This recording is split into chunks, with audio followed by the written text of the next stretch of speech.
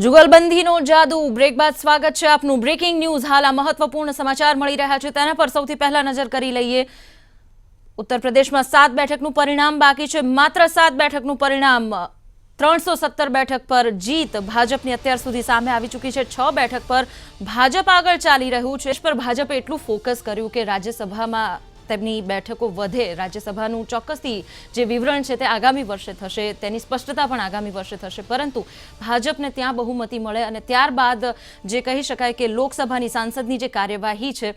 તેમાં મહત્વપૂર્ણ bill pass કરી શકે ભાજપ અને આ રીતે વર્ષ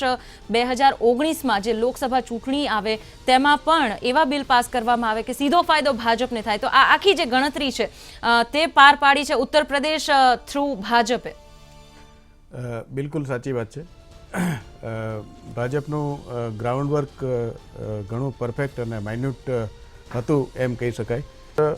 ભાજપના મનમાં લોકસભાની ચૂંટણીઓનો ટાર્ગેટ છે એટલે યુપીમાં એવી કોઈ ભૂલ નહીં કરે કે